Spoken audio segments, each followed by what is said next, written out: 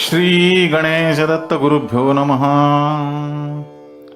चिन्मयं व्याप्तिं यत्सर्वं त्रैलोक्यं सच्चराचरं तत्पदं दर्शितं येन तस्मै श्री गुरवे नमः. गुरु आणि पुष्प 2 या ग्रंथातील भक्तांची इच्छापूर्ती या अध्यायाचे मी पठण करीत आहे. या अध्यायात परमपूज्य सद्गुरू श्री रामकृष्ण क्षीरसागर स्वामी आपल्या प्रासादिक वाणीतून म्हणतात, तुम्ही आम्हाला भक्तिपूर्वक अडचणीबाबत निवेदन केले की लगेच त्याचा उपयोग होतो. काही लोक अनेक औषधे घेऊन थकलेले असतात, मग ते आमच्याकडे येतात. आमच्याकडे नुसते आल्याने त्यांना बरे वाटायला लागते. इथे येऊन नुसते देवाचे दर्शन केल्याने त्यांना बरे वाटत असते. ही गोष्ट इथे अनुभवास येते. काही लोकांची अशी कल्पना असते की केवळ गुरूंकडे गेल्यावर लगेच काम होईल, पण तसे नसते. आम्ही पाहत असतो की तो भक्त किती वेळा दर्शनाला येतो. ईश्वराविषयी त्याच्या मनात कसा भाव आहे हे आम्ही आधी तपासून पाहतो. त्या व्यक्तीच्या पात्रतेनुसार त्याच्या इच्छा मनोकामना पूर्ण होत असतात. ज्या सत्पुरुषांना ईश्वरी आदेश येत असतात त्यांच्याशी आपण चांगले संबंध ठेवावेत. ते आपले काम आहे.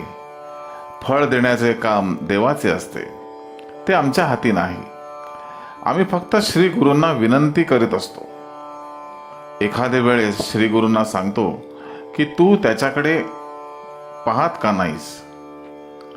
परमेश्वर काम लगेच करत नाही. तो भक्ताची परीक्षा पाहत असतो. तो त्याचा स्वभावच आहे. भक्त अशा परीक्षेत उतरला की ईश्वर त्याला सहाय्य करीत असतो. यासाठी भक्तीने परमेश्वर चरणी आपला भाव दृढ ठेवावा. आपल्यातील दोष दूर करावेत. असे दोष दूर होत गेल्याने आपल्यात आपोआप शक्ती वाढत जाते. तुम्ही प्रथम तुमच्यातले दोष ओळखून ते दूर करण्याचा प्रयत्न करा.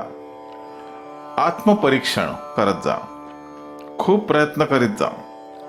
जेव्हा तुम्हाला प्रयत्न करणे अशक्य होईल तेव्हा आमचे सहाय्य लागते. तुमची बुद्धी थांबते तेव्हा आमचे विचार व प्रयत्न चालू असतात. एखादी गोष्ट तुमच्या शक्तीच्या पलीकडची असेल तेव्हा आम्ही सहाय्य करू. जीवनात तुम्ही प्रयत्नशील राहिलं पाहिजे. केवळ दैववादावर भर दिल्याने मनुष्याच्या अंगी निष्क्रियता येते. तुम्ही म्हणाल, मी आता सर्व महाराजांच्या कानी घातले आहे, त्यांना फक्त नमस्कार करायचा, आता मला प्रयत्न करायची काय जरुरी आहे. अशी मनोवृत्ती निर्माण होऊ देऊ नका. परमेश्वरावर दृढभाव ठेवा व कार्य करीत जा. तो तुमच्या पाठीशीच असतो. शिष्यांनी गुरुवाक्य हेच श्रेष्ठ मानावे. गुरुकृपेच्या प्रसाद प्राप्तीसाठी मन अतिशय पवित्र ठेवावे लागते. आपले गुरु हेच प्रत्यक्ष ईश्वर स्थानी आहेत असे मानावे लागते. हाच श्रद्धाभाव आपल्याला भवसागर तरून जाण्यासाठी उपयोगी पडणार आहे. हा भक्त श्रीमंत आहे की गरीब आहे हे परमेश्वर कधीही पाहत नाही. गरिबी श्रीमंतीवर तो भक्तांच्या मनोकामना पूर्ण करीत नसतो, तर तो भक्ताची वृत्ती व कृती पाहत असतो. त्यासाठी तो मुद्दाम काही विक्षेप संकटे निर्माण करतो व भक्तांची कसोटी घेत असतो. जशी भक्ताला देवाची आस असते तशीच देवालाही भक्ताची आस असते. भक्ताच्या प्रेमापायी हट्टापायीच नामदेवांचा नैवेद्य भगवंताला स्वीकारावा लागला.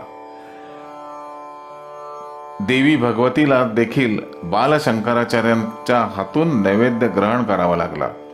योग्यता ही आपोआप मिळत नाही, तर ती प्रयत्न करून प्राप्त करून घ्यावी लागते. एकदा एका गावी गेलो होतो. तिथे रात्रभर भजने म्हणण्यात आली. नंतर गावकऱ्यांनी जेवण तयार केले व मला पंक्तीला बसण्याचा आग्रह केला, पण माझे सोवळे कडक, त्यामुळे मला पंक्तीत बसता येईना. गावकऱ्यांचा आग्रह मोठा व त्यांची भावना उच्च होती. मग काय करावं. गावकरी म्हणाले, तुम्ही काही घेतल्याची भावना असू द्या, तेवढे आम्हाला पुरे आहे.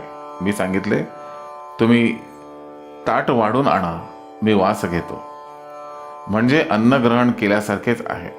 गावकऱ्यांचा भाव अतिशय उत्कट होता. त्यांना अतिशय आनंद झाला. मूर्तीपुढे जेव्हा आपण नैवेद्य ठेवतो तेव्हा मूर्ती तो नैवेद्य स्वीकारतेच, अशी भावना ठेवावी. अशाने ईश्वराचे अस्तित्व लक्षात येते. उत्कट भाव निर्माण झाले की नेत्रातून आपोआप अश्रू वाहू लागतात. परमेश्वराविषयी उत्कट भाव असेल तर परमेश्वर भक्ताच्या हाकेला ओ देतो.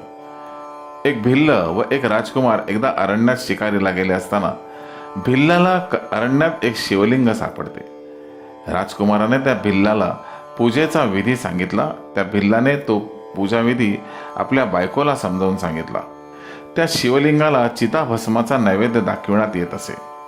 तो भिल्ल नियमितपणे त्या शिवलिंगाची पूजा करून नैवेद्य अर्पण करीत असे. दिवसेंदिवस त्याची भक्ती वाढत चालली. जेव्हा भक्ती वाढली तेव्हा भगवंताने त्याची परीक्षा घेण्याचे ठरवलं. एके दिवशी त्याला कुठेही चिताभस्म मिळेना. त्या भिल्लाला वाटले की आज आपल्या नियमात खंड पडणार. तेव्हा त्याची बायको त्याला म्हणाली, मी तुमची अर्धांगिनी आहे, तेव्हा सेवा करण्याचा मला सुद्धा अधिकार आहे. तुम्ही माझ्या देहावर अग्निसंस्कार करा व त्या भस्माचा देवाला नैवेद्य दाखवा. त्या भिल्लाला प्रश्न पडला की आता काय करावं, कारण त्याला संतती सुद्धा नव्हती. तो अत्यंत बेचैन झाला. परंतु त्याने शेवटी अज्ञानाने म्हणा वा भक्तिभावाने पत्नीच्या सूचनेप्रमाणे केले.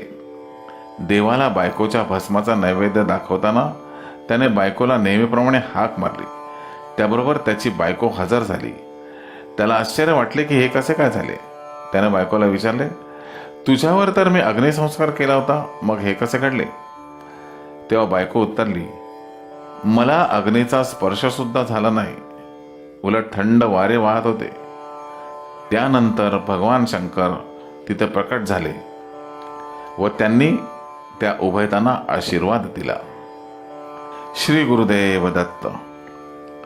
गुरुबंधू आणि भगिनीनो, या आशीर्वादाच्या पुढील भागाचं पठण उद्या सकाळी 6 वाजता. श्री गुरुदेव दत्त.